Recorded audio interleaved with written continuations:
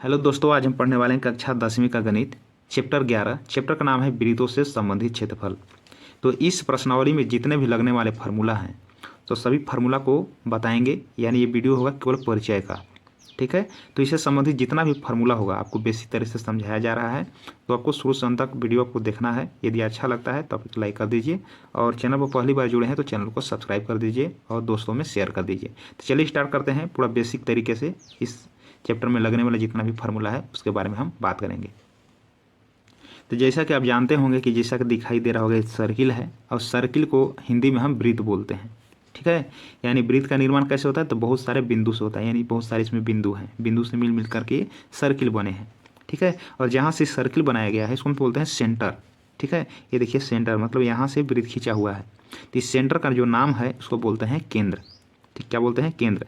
चलिए इसको ओ नाम दे देते हैं, केंद्र को ओ नाम देते हैं। तो कह सकते हैं कि वृत्त का जो केंद्र है वो होगा। तो केंद्र आपको समझ में आ गया होगा। ठीक है, कि जो सेंटर वाले भाग होते हैं उसको क्या बोलते हैं? वृत्त का केंद्र बोलते हैं। ये जो आपको घेरा जो दिखाई दे रहा होगा इसको क्या बोलते हैं? ये वृत्त की परिधि होते हैं। जैसे हम लोग निकालते हैं ना वर्ग का परिमाप, आयत का परिमाप, उसी प्रकार से वृत्त का परिमाप निकालने के लिए हम लोग क्या करते हैं? उसका परिधि नाम देते हैं। ठीक है, वहाँ पर वर्ग का परिमाप बोलते हैं, अब वृत्त को क्या बोलते हैं? परिधि बोलते हैं। तो जो घेरा दिख रहा है यानी सर्किल के जो लंबाई निकालना होगा, यानी घेरा का जो लंबाई निकालना होगा, कह सकते हैं कि वृत्त की लंबाई कैसे निकालेंगे? तो इसको हम परिधि बोलेंगे। ठीक है, जो लाइन जो दिख रहा है क्या बोलेंगे? वृत्त की परिधि बोलेंगे। आप समझिए इस परिधि में यानी इस वृत्त में त्रिज्या क्या होती है। ठीक है, तो देखिए केंद्र आपको दिख रहा होगा, तो वृत्त के केंद्र से वृत्त की परिधि में जहाँ भी स्पर्श करेगा वो वृत्त की त्रिज्या बन जाएगा। जैसे देखिए वृत्त का क्या है? केंद्र है, केंद्र से क्या करेंगे? वृत्त के परिधि में स्पर्श कर रहा है। ठीक है, तो केंद्र से वृत्त की परिधि में स्पर्श कर रहा है रेखा। ठीक है, तो इसको हम बोलेंगे वृत्त की त्रिज्या। यानी केंद्र से वृत्त की परिधि में किधर भी स्पर्श करेगा उसको हम वृत्त की त्रिज्या ही बोलेंगे। यहाँ से यहाँ भी खींच दीजिए, यहाँ भी, यहाँ भी, यहाँ भी, ये वृत्त की त्रिज्या कहलाएगी। ठीक है, तो चलिए इसका नाम दे देते हैं हम, ए दे देते हैं नाम। तो ओ ए जो होगा इसको क्या नाम देंगे? हम त्रिज्या बोलेंगे। त्रिज्या को अंग्रेजी में हम रेडियस बोलते हैं, आर से इंडिकेट करते हैं। तो वो ये जो बन गया ये क्या बन गया? आपका वृत्त की त्रिज्या हो गया। तो त्रिज्या समझने में कोई दिक्कत नहीं होगा। इसके बाद होता है वृत्त का व्यास। अब वृत्त का व्यास क्या होता है? क्या करना है कि वृत्त की परिधि में दो बिंदु पर स्पर्श करेगा, लेकिन केंद्र से होते हुए। जब केंद्र से होते हुए वृत्त के दो बिंदु पर स्पर्श करेगा उसको हम बोलेंगे वृत्त का व्यास। जैसे देखिए यहाँ से स्पर्श कर रहा है, यानी वृत्त की परिधि हुआ, यहाँ से इस बिंदु से स्पर्श करते हुए वृत्त की परिधि में यहाँ स्पर्श कर रहा है, यानी किससे होते हुए जाकर? यानी केंद्र से होते हुए। तो केंद्र से होते हुए वृत्त की परिधि पर दो बिंदु पर स्पर्श कर रहा है तो उसको बोलेंगे वृत्त का व्यास। क्या बोलेंगे? वृत्त का व्यास। यानी केंद्र से होकर गुजरना चाहिए, तो केंद्र से होकर गुजरा हुआ है ऐसे ऐसे, तो इसको वृत्त को हम व्यास बोलेंगे। ठीक है, तो इसमें व्यास क्या हो गया? ए हो गया, इसको मान लेते हैं कि बी। ये भी क्या हो गया? ये व्यास हो गया। ये भी क्या है? ये व्यास हो गया। ठीक है, व्यास कह सकते हैं। अब यहाँ पर देखिए, अब व्यास क्या होता है? केंद्र से वृत्त की परिधि पर जो स्पर्श करे उसको क्या बोलते हैं? त्रिज्या बोलते हैं, यानी आर बोलते हैं। तो यहाँ से जो यहाँ ओ ए है ये भी त्रिज्या है, और केंद्र से वृत्त में ए भी स्पर्श कर रहा है तो ये भी त्रिज्या हो गया, तो इसको भी हम आर बोल सकते हैं। ठीक है, तो यहाँ पर फार्मूला बन जाता है। क्या फार्मूला बनता है? डी बराबर, तो डी बराबर फार्मूला बन जाता है, यानी किसके बराबर? डी होगा, यानी व्यास किसके बराबर हो गया? तो यहाँ से देखिए केंद्र से भी वो जो है यानी वो क्या है? त्रिज्या है, यानी आर है। ठीक है, और इधर भी आर जोड़ देंगे। ठीक है, यानी दो त्रिज्या को जब हम जोड़ेंगे तो किसके बराबर है? व्यास के बराबर हो जाएगा, यानी आर आर जोड़ेंगे कितना हो जाएगा? 2r हो जाएगा। तो हम कह सकते हैं कि व्यास बराबर 2 गुने त्रिज्या बोल सकते हैं या 2r बोल सकते हैं। इसमें एक फार्मूला और बना सकते हैं कि आर का मान कैसे निकालेगा? तो आर बराबर निकाल सकते हैं व्यास बटे 2, 2 गुना में है 2 भाग में आ जाएगा, तो व्यास बटे हम 2 ऐसे भी लिख सकते हैं।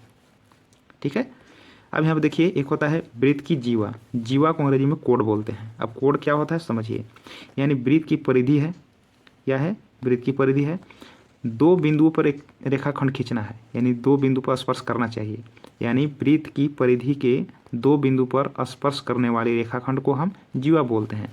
जैसे मान के चलिए कि एक यहाँ बिंदु है और एक यहाँ बिंदु है, ये दोनों बिंदु पर स्पर्श कर रहा है ऐसे ऐसे, यानी यहाँ स्पर्श किया और इधर स्पर्श किया, रेखाखंड बन गया। तो जो भी बनेगा वृत्त की जीवा कहलाएगा। जिसे मान के चलिए इसका नाम दे देते हैं सी, इसका नाम देते हैं डी, ये वृत्त का जीवा कहलाएगा ये।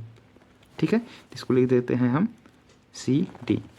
क्या बन गया? वृत्त की जीवा बन गया। तो बेसिक जानकारी था, आपको समझ में आ गया होगा। यानी वृत्त की जीवा कितना खींच सकते हैं? तो एक वृत्त पर जीवा अनेक खींच सकते हैं। जैसे देखिए 2 बिंदु पर स्पर्श करना चाहिए, एक यहाँ है और यहाँ से यहाँ स्पर्श किया, ये भी वृत्त का जीवा हो गया, ये भी वृत्त का जीवा हो गया। यानी बहुत सारे खींच सकते हैं, ये भी जीवा हो गया। और जो व्यास खींचे हैं ना केंद्र से होते हुए, ये भी जीवा है। यानी कह सकते हैं कि केंद्र से होते हुए जो जीवा गया है ना, वो सबसे बड़ी जीवा कहलाती है। केंद्र से जो होकर जाएगा ना, वो सबसे बड़ा जीवा। अब वही उसको क्या बोलते हैं? व्यास बोलते हैं। यानी केंद्र से होकर जाने वाली जो सबसे बड़ी जीवा है उसका व्यास नाम दे देते हैं, इसका नाम व्यास है। ठीक है, अब इसके हम क्षेत्रफल के बारे में हम जानेंगे। तो यहाँ पर देखिए जैसा कि दिख रहा है वृत्त दिख रहा होगा। ठीक है, ये वृत्त का एक केंद्र हो गया। और जो सर्किल दिख रहा है इसको क्या बोलते हैं? वृत्त की परिधि बोलते हैं। ठीक है, इसको बोलते हैं वृत्त की परिधि। जब इसको परिमाप निकालना होगा यानी परिधि निकालना होगा तो क्या फार्मूला लगेगा? जो बीच का जो एरिया दिख रहा है ना, इसको बोलते हैं क्षेत्र, यानी क्षेत्रफल है। तो क्लियर होना चाहिए कि क्षेत्रफल कौन है और परिधि कौन है। जो सर्किल दिख रहा है इसको बोलते हैं वृत्त की लंबाई, इसी को हम परिधि बोलते हैं। तो इसके लिए फार्मूला अलग होगा। जो एरिया बीच में दिख रहा है, जो क्षेत्र दिख रहा है, इसको हम बोलते हैं क्षेत्रफल। तो एरिया को बोलते हैं क्षेत्रफल। ठीक है, और दोनों को निकालने के लिए अलग अलग फार्मूला है। क्या फार्मूला होता है? देखिए वृत्त की परिधि क्या होता है? 2 पाई आर के बराबर होता है, यानी 2 पाई आर। ठीक है, इसके लिए देखिए जब ये दिख रहा है ना घेरा, ये वृत्त की लंबाई है, इसको परिधि बोलते हैं। तो इसको जब निकालना होगा तो वृत्त की परिधि बोलेंगे, उसके लिए फार्मूला लगाएंगे 2 पाई आर। ठीक है, और जो एरिया बीच में जो दिख रहा है इसको बोलते हैं क्षेत्रफल। इसका जब लगाएंगे हम फार्मूला तो इसका होता है पाई आर स्क्वायर, यानी पाई आर स्क्वायर। ठीक है, और पाई का जो मान होता है आपको याद रखना है 22/7 होता है। ठीक है, लेकिन यदि दिया रहे किताब में कि 3.14 लगाना तो वही लगाना है, अगर नहीं दिया रहे तो यही लगाना है 22/7। ठीक है, ये वृत्त का बात हो गया। अब चलिए यहाँ पर हम लिखे हैं फार्मूला बनाने के लिए चाप की लंबाई, त्रिज्यखंड का क्षेत्रफल और दीर्घ त्रिज्यखंड का क्षेत्रफल। इसके बारे में जानते हैं और फार्मूला को हम लिखते हैं। ठीक है, जैसा कि दिखाई दे रहा होगा कि क्या है? वृत्त की परिधि है और वृत्त का क्या है? एक केंद्र है। ठीक है, अब देखिए त्रिज्यखंड बनता कैसे है। तो बताए थे कि वृत्त के केंद्र से यानी वृत्त की परिधि में स्पर्श करने वाले जो रेखाखंड होते हैं इसको त्रिज्या बोलते हैं। तो मान के चलिए कि एक केंद्र है और ये वृत्त की परिधि से स्पर्श करा दे रहे से, तो क्या बन गया? वृत्त की त्रिज्या बन गया। और यहाँ से क्या करते हैं? वृत्त के केंद्र से यहाँ भी हम स्पर्श करते हैं ऐसे, तभी क्या होगा? वृत्त के त्रिज्या बन जाएंगे, क्योंकि बताए थे कि वृत्त के केंद्र से यानी परिधि में जहाँ भी स्पर्श करेगा उसको हम त्रिज्या बोलेंगे। ठीक है, मान लेते हैं कि ओ है, वो केंद्र है और केंद्र से खींचा हुआ है, मान के चलिए कि ए है ये वाला, अब ये बी है। ओ ए क्या है? वृत्त की त्रिज्या है। ओ बी क्या है? ये भी वृत्त की त्रिज्या है। ठीक है, तो त्रिज्या को हम आर बोलते हैं, यानी रेडियस बोलते हैं। तो आर लिख सकते हैं ऐसे। दोनों के वृत्त की त्रिज्याएं हैं। अब त्रिज्या क्या होते हैं? एक वृत्त में कितना भी त्रिज्या खींचे सब त्रिज्या क्या होते हैं? बराबर होते हैं। ठीक है, तो यहाँ पर जो दिख रहा है एरिया ए वाला, ठीक है, या कोई मतलब कितना भी आपका कोण बनेगा, चाहे 60 डिग्री 50 जो भी कोण बनेगा, यहाँ पर एक कोण बन रहा है। ठीक है, और ये जो भी कोण है इसको मान लेते हैं कि ये थीटा है। ठीक है, 60 डिग्री का तो थीटा का मान हो जाएगा। ठीक है ना, तो जो भी थीटा है ये मान के चलिए कोण है, ये समझ में आ गया होगा। ठीक है, तो देखिए 2 त्रिज्या से ये बन गया टुकड़ा, ये जो टुकड़ा बन गया ना वाला, ये जो क्षेत्र है इसको बोलते हैं त्रिज्यखंड। यानी 2 त्रिज्या से कट के, अब ये देखिए चाप है, इसको बोलते हैं चाप की लंबाई ये वाला। यानी कितना डिग्री का चाप बना ये? तो जितना रहेगा यहाँ पर उतना डिग्री का चाप बनेगा, यानी ये चाप हो गया। तो सबसे पहले चाप के बारे में पढ़ते हैं। ठीक है, देखिए ये क्या है? ये वृत्त की पूरा परिधि है। यहाँ से देखिए, यहाँ से त्रिज्या और यहाँ से त्रिज्या ही कटा। अब ये देखिए ये जो थीटा लिखा हुआ है कोई ना कोई डिग्री है, यानी कई डिग्री का कोण बनता है यहाँ पर, इस मान के लिए 60 डिग्री है, तो ये थीटा का मान हो जाएगा। और यहाँ से जो भी ये थीटा का मान है यहाँ तक जो आएगा ये वाला एरिया, ठीक है, ये वाला एरिया है, इसको हम बोलेंगे चाप। ठीक है, और इधर भी जो बाकी दिख रहा है ये भी चाप ही है। देखिए जो यहाँ से यहाँ तक जो टुकड़ा बना ये वाला, इसको बोलेंगे लघु चाप। क्या बोलेंगे? लघु चाप, ठीक है। और बाकी जो एरिया बच गया वाला पूरा दिख रहा है नहीं वाला, इसको बोलेंगे हम दीर्घ चाप। क्या बोलेंगे? दीर्घ चाप। तो सबसे पहले हम चाप की लंबाई कैसे निकालते हैं इसके बारे में जान लेते हैं, ठीक है। तो चाप की लंबाई क्या करना है कि इतना, देखिए इतना वाला एरिया में निकालना है। इसको कुछ मान सकते हैं, मान लीजिए पी है, तो ए पी बी की लंबाई कितना होगा, ये चाप हो गया। तो चाप का लंबाई कैसे निकलता है, ठीक है। तो देखिए इसमें थोड़ा सा हो जाता है कि देखिए एक केंद्र पर कितना डिग्री कोण बनता है, तो वृत्त के केंद्र पर 360 डिग्री के कोण बनता है, और 360 डिग्री के हिस्सा कितना बना, इतना, ठीक है। तो जिसको भी निकालते हैं उसको ऊपर रखते हैं और कुल को नीचे रखते हैं। तो हमको थीटा को इसको निकालना है ना, ये वाला चाप की लंबाई, तो लिखेंगे थीटा ऊपर में लिखेंगे, थीटा बटे कुल कितना है 360, और वृत्त की परिधि क्या बताया था फार्मूला 2 पाई आर, तो इसमें लगा देना है गुने 2 पाई आर, फार्मूला बन गया, ठीक है। तो चाप की लंबाई जब भी होगा तो थीटा बटे 360 और ये 2 पाई आर के बराबर होगा, हो गया चाप की लंबाई, ठीक है। जैसे इसको निकालना है तो इसको ऊपर रखेंगे, एक केंद्र पर जो बन रहा है कोण ये 360 डिग्री का होता है, कुल रखेंगे नीचे 360। अब वृत्त का परिधि जो फार्मूला है 2 पाई आर उसको लगा देंगे, ठीक है, ये निकल गया। अब पढ़ेंगे आगे हम त्रिज्यखंड का क्षेत्रफल, ठीक है। त्रिज्यखंड का क्षेत्रफल क्या होता है, अब देखिए ये क्षेत्रफल निकाला है, क्षेत्रफल मतलब बताए थे ये जो एरिया जो दिख रहा है ये क्षेत्रफल हुआ। अब ये वाला जो लंबाई हुआ ना इसको चाप की लंबाई बोलते हैं, ठीक है।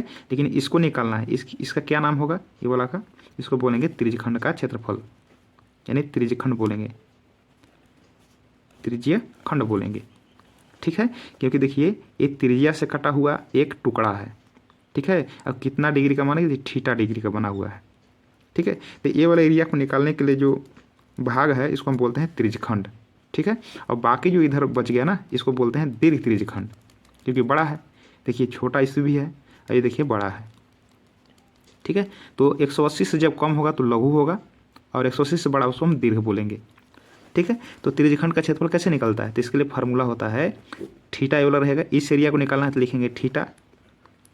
अब कुल देखिए केंद्र पर कुल कितना होता है 360 डिग्री कोण बनता है, तो 360 ही लिखना आपको, जिसको निकालना ऊपर रखिए। अब कुल 360 करेंगे, और क्षेत्रफल का क्या फार्मूला बनता है, तो पाई आर स्क्वायर, तो लिख देंगे गुने में पाई आर स्क्वायर, यानी ए वाला भाग को निकल गया। इसको बोलते हैं लघु त्रिज्यखंड, क्या बोलते हैं, लघु, लघु में होता है छोटा, ठीक है। तो लघु हो गया। लघु कैसे समझेंगे, जब 180 डिग्री से जब कम बनेगा कोण तो आपको समझना है कि वो लघु है, 180 से ज़्यादा है तो हो जाएगा दीर्घ। अब इसको निकालना कैसे है ये वाला देखिए, बाकी जो बच गया इधर वाला एरिया इसको बोलेंगे दीर्घ त्रिज्यखंड, इसको क्या बोलेंगे हम, दीर्घ त्रिज्यखंड, लिख देते हैं यहाँ पर दीर्घ त्रिज्यखंड, ठीक है। दीर्घ मतलब बड़ा हुआ। अब इसको निकालने का क्या फार्मूला होगा, ठीक है। देखिए टोटल कितना डिग्री कोण बनता है 360 डिग्री, तो लिखेंगे यहाँ पर 360 डिग्री, ठीक है।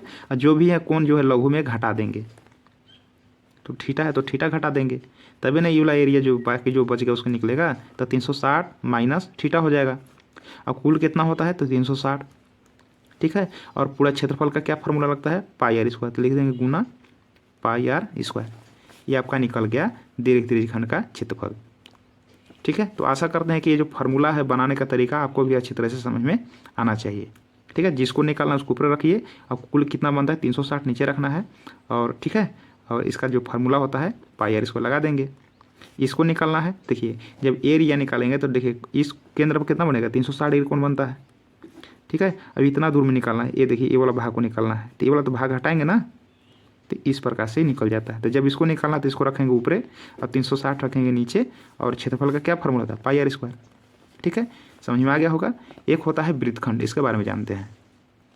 तो चलिए अब हम पढ़ेंगे वृत्तखंड के बारे में, ठीक है। ये देखिए वृत्त है, और वृत्त को क्या बोलते हैं, इसको वृत्त की परिधि बोलते हैं, ठीक है। ये देखिए वृत्त का केंद्र होता है, इसमें क्या करना है जीवा खींचना है। जीवा कैसे खींचा जाता है, देखिए वृत्त के 2 बिंदु पर एक रेखाखंड खींचना है, 2 बिंदु से होकर गुजरना चाहिए, ठीक है। तो चलिए मान के चलिए कि ए बिंदु से स्टार्ट किए और इस बिंदु में स्पर्श किया, यानी वृत्त के परिधि में 2 बिंदु पर क्या करना है, एक रेखाखंड खींचना है ना। तो ये देखिए इस रेखा से स्टार्ट किए, इस रेखा में जाकर स्पर्श करा दिए, 2 बिंदु पर स्पर्श कर गया ना वृत्त के परिधि पर, इसको हम बोलते हैं जीवा, ठीक है। क्या हो गया है, ये जीवा। मान के चलिए कि इसका नाम दे देते हैं ए बी, ये भी क्या हो गया, ये जीवा हो गया। अब वृत्त का एक केंद्र होता है, अब बताए थे कि केंद्र से किधर भी, यानी वृत्त के केंद्र से वृत्त के केंद्र से वृत्त की परिधि में जो स्पर्श करेगा ना बिंदु, उसको बोलेंगे हम त्रिज्या। तो मान के चलिए केंद्र है, केंद्र से देखिए बिंदु जो है वृत्त की परिधि है ना, परिधि में स्पर्श कर रहा है इससे, इसको क्या बोलिएगा, वृत्त की त्रिज्या बोलिएगा। ये वृत्त का त्रिज्या हो गया। और बताए थे कि केंद्र से किधर भी वृत्त की परिधि में स्पर्श करे उसको त्रिज्या ही बोलते हैं। तो मान के चलिए भी क्या है, स्पर्श कर रही है ना, तो ये वृत्त की त्रिज्या हो गया, त्रिज्या बन गया। ठीक है, ये वृत्त का केंद्र होता है, वो से इंडिकेट करते हैं। ये वृत्त का क्या है, ये जीवा है, ये भी क्या है, जीवा है। अब यहाँ पर क्या पढ़ना है हमको, वृत्तखंड के बारे में। तो वृत्त का एक टुकड़ा यानी जो ये भी जो खींचे ना, ये क्या है, जीवा है। तो यहाँ से जब हम जीवा खींचे तो ये वाला जो एरिया दिख रहा है ना, ये वाला एरिया वृत्त का छोटा सा टुकड़ा जो बन गया, इसी को बोलते हैं वृत्तखंड, यानी ये वाला।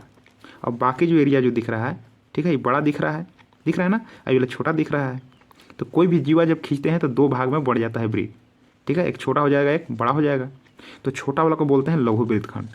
ठीक है, इसको बोलेंगे लघु वृत्तखंड। ठीक है, अब बाकी जो एरिया बच गया इधर वाला टोटल, ठीक है, टोटल ये वाला एरिया, ठीक है, यानी ये भी जीवा का उधर वाला जो भी बच गया एरिया, ये वाला जो दिख रहा है, इसको क्या बोलेंगे, दीर्घ वृत्तखंड बोल सकते हैं। इसका नाम क्या हो जाएगा, दीर्घ वृत्तखंड। देखिए दोनों में अंतर है, वृत्तखंड और त्रिज्यखंड अलग अलग होता है। देखिए यहाँ पर त्रिज्यखंड बताए थे, त्रिज्यखंड मतलब दो त्रिज्या, ये देखिए दो त्रिज्या है, इसके अंदर जो बना था एरिया, ये पूरे हो गए त्रिज्यखंड। ठीक है, लेकिन यहाँ पर जो है ना, ये जीवा का टुकड़ा है, जीवा से दो टुकड़ा हो गया, ये जीवा है, ये भी जीवा है, ये त्रिज्या से नहीं, ये जीवा से। तो जीवा जब हम जहाँ पर भी खींचेंगे जीवा, ये जो दो भाग में जो बटेगा, ये छोटा वाला एरिया को हम बोलेंगे वृत्तखंड, लघु वृत्तखंड, और जो बाकी जो बच जाएगा उसको बोलेंगे दीर्घ वृत्तखंड। ठीक है, दोनों एक ही चीज़ नहीं है। ये देखिए जीवा से कटा हुआ है, ये त्रिज्या से कटा हुआ है। ठीक ना, तो समझ में आना चाहिए। ठीक है, अब दोनों का फार्मूला अलग अलग होता है, फार्मूला लिख देते हैं। फार्मूला क्या होता है, ठीक है, जब हमसे पूछेगा कि लघु वृत्तखंड का क्षेत्रफल पूछना है, ठीक है, वैसा ही होगा। ये देखिए